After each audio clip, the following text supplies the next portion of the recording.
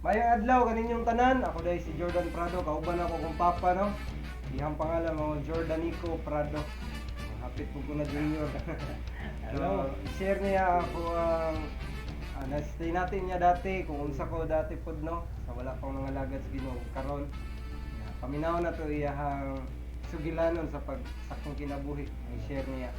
Ayun ko pa. Praise God. Mga igsoon, ang nga na yung ang kaimtang sa bata pa gini si Jordan.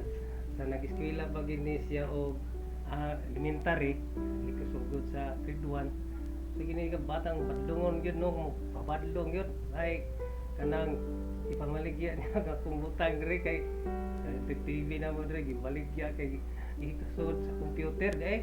Mana kanang daghang isip papadlong sa iyang kinabuhi nga mo papadlong nag-eskwela siya untang wala mi dinhi kay usay dito ko sa bukid. Wala day nagsulod sa eskwelahan, diha day siya sa computeran mo ni hangyo nga busy kay na pagkuan yun sa computer mo nang dili siya naka-eskwela tud nga niabot ka panahon yan graduate man siya sa kaning kuan kaning elementary. Nakaingin ko nga bugo gini bataan ni ba kay wa man jud bisag puno wala man maka-honor niya niabot ang panahon niabot na siya sa high school eskwela na pud siya first year padayon gud ning iyang pagka padlungon no haway gid kay mi maglagot magyaw-yaw yung kuani sa iya ba kay tigit ka padlungon antod na niabot ang panahon nga ning eskwela siya tulo na katuig niyang balik-balik sa first year. Unang nasuko na ko. Usaw may kuan nimo nga di man jud kamo padayon eskwela. Mo to nga nasuko ko ako siyang na nakasab-an. Yan to nakaingon ko nga pay mulayas ka. Mo to layas ya.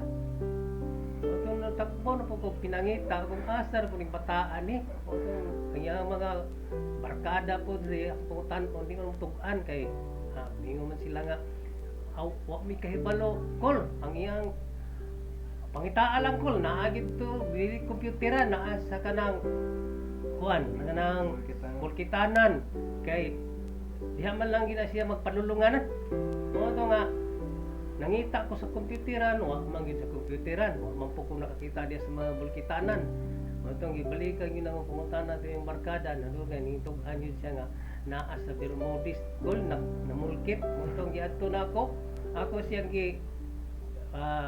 gidala balik pauli kay ko ang ay ko pasaylo di na to mausab niya balik na lang pauli sa balay mo to ingon siya di sa ko pang trabaho lang sa ko pa so niabot panahon nga ning mura ang Holy Spirit bitaw ning kuan na gid sa iya hang ginabuhi nga diha siya nakasugod tung nagbasa siya sa pulong sa Ginoo antod nga naka-realize siya nga sayop yung gibuhat ug ngay sa pasaylo sa Ginoo antod nagpasting siya panahon nga ang kanang Holy Spirit mi-guide yun niya nga itagaan siya kaalam ug kahibalo mo tong hangyo na po sa kuha nga eskwela ko pag-usab pa diha sa Libuganon balik na po siya og first year na kaingon ko nga balik ka undang mo lang gihapon ka pero niabot yun ang guide sa Ginoo sa iya tungod sa iya ang pagbasa sa pulong sa Ginoo nagpasting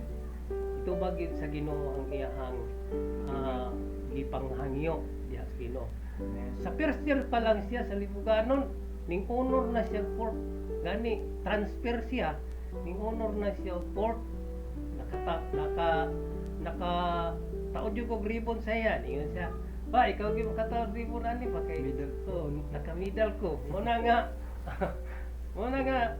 ako ang akong katinga ba nga nausab no nabago yang kinabuhi hindi na pod siya magtubag-tubag matinahoron na gyud siya sa kuha ani yan na yung kong ipalangga Baga pong Bible na. mo na nga niabot yung panahon nga mintik na po siyang exam sa kuan kanang alas man yun na siya high school pag kuan niya tik pasar diretso siya fourth year mo nang dako kay gidako ambakan ba nga ning diretso siya og fourth year graduate pila lang ka bulan ning graduate dahil siya og fourth year hantod nag-college. Nya pasagdan lang nako siya kung unsa iyang plano ning abot panahon nga naapoy take sa examination sa mayor. Scholar po siya, nakapasar man siya sa scholarship. Ni eskwela siya og college na sa automotive sa kuan.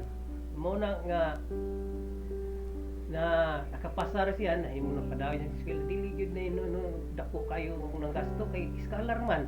Nya napa siya scholar sa gobyerno. Mo na nga dako na kayo ang opportunity gihatag sa Ginoo sa iyang kinabuhi. Nga na maglayon siya sa eskwela, nanto nag-take sa exam, padulong na pud sa kaning pa-Japan. Mo to nag-exam siya, impasar pud siya. Aday duda na pud ko kung basig di ka kabalo makapas na kanang hinapon nya di ka kapasar, dako ra ba nang gastuhan na. Pero ingon siya, abangi lang ko pa kay maning kamot ko na may Ginoo. Mo na nga nagsalig po ko sa Ginoo kay ingon man siyang na may Ginoo. Mo na nga niabot yung panahon nga nakapasar pud siya sa kaning pag-eskwela niya. Antoning larga gid siya dito sa Manila. Nag-eskwela moto nga pagka-graduate niya, pagpasar niya, graduate siya. Ingon siya ali gid mo sa Manila. Unang ko nakaadto ko Manila, nakaana ko Manila. Nakasakay ko og replano kay di pa replano man yun eh. Una nga ang akong agi nakaagi ko Ginoo, nakasakay ko og replano manon kaingon dako gyud panalangin sa Ginoo sing kinabuhi nga gigiyahan gyud siya sa Ginoo. Una nga sa nagpadulong na siya, padulong pag ito sa iyang birthday, August 10, largahin na po siya. Kami po, larga po nga mo paulit natin sa Mindanao. Nya, ako lang gitugon sa iya nga padayon lang yung kada sa pag-alaga sa Ginoo. Bisan pa sa pagsimba. Abot ka gani dito sa Japan, diya sa kanang itong primero sa Manila. Na kumabot ka ni ka sa Manila pag-eskwela kanang mangita gyud kag simbahan nga imong kapasilungan nga makasimba jud ka.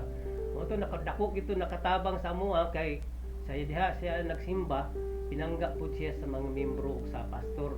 Mo tong pag adto namo sa Manila wa gid mi gasto kay agpagat tanan sa iyang kauban sa simbahan. Dito mi gipapuyo, walay bayad ang pagpuyo, libre misa, gasto, suroy-suroy.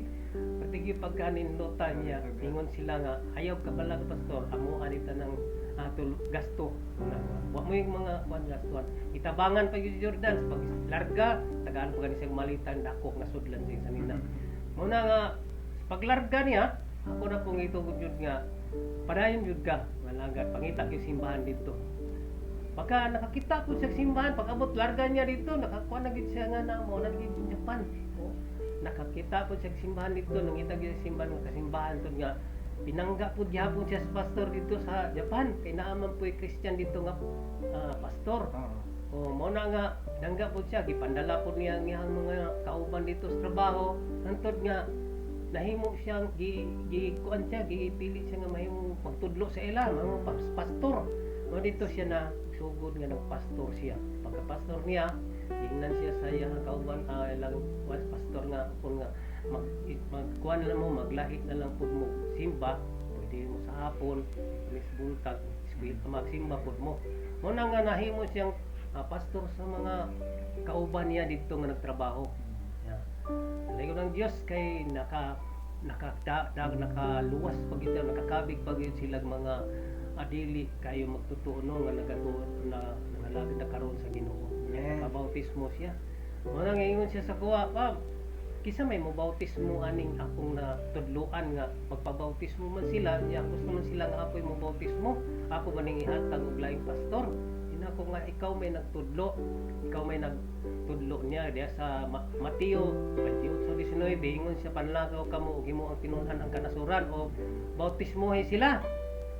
Sa to pa, ikaw may nagtudlo, imo siyang estudyante, ikaw ang magbautismo. Pwede nga ikaw ang bautismo. Manang na, nakapamautismo siya dito. Ito, may abot yun ang panahon nga, niabot na ang ihang time nga mo pauli. Gani, daghan kayo ang nahingawa sa iyang pagpauli kay bakasyon. Mingaw na po siya kayo din sa mga.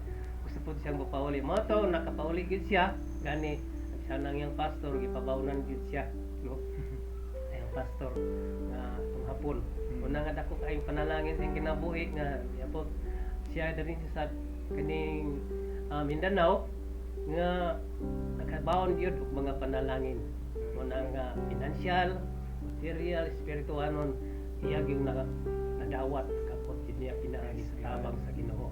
Muna nga dako gyud na mo ang testimony sa among pamilya nga mo padayon lang gyud ay ka sa pangalagad sa Ginoo nya kita nga mga anak sa Dios. Mahimo lang yung matinumanon diya sa atong amahan labi na sa amahan nato nga langit nun. Nasa Proverbs 2 chapter 2 1 hangtod sa 7 nga nang ingon mao kanang yun ang mga panalangin sa Ginoo nga kung magpadayon lang ka magtuman lang ka sa iyahang mga sugo mahimo jud nimo kapos jud nimo ang mga panalangin nga giandam sa Dios. Mo na nga andam jud no giti ang Dios mao'y nag-prepare kanunay sa iyahang mga blessing. Mo na nga kung atong pinuton lang jud ang pag-alaga di sa Ginoo mahimo matinumanon jud ta sa iyang pulong pangalaga jud magsimba ang imong ang giandam sa Dios dili jud makawang mawala sa imong kinabuhi. Unang dalay ko ng Dios sa panalangin nga nakabot ni Jordan diha sa iyang pagsalig sa atong amahan nga langit no. Thank you. Salamat kayo. Salamat sunod no, higayon no, tanaw ninyo share po ni Papa ang iyang testimony kung sa siya dati kay lungon po niya dati. Pero gibago sa Ginoo no?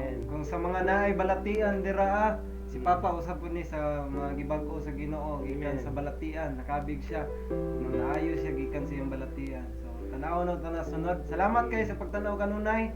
Himaya sa Dios ang tanan.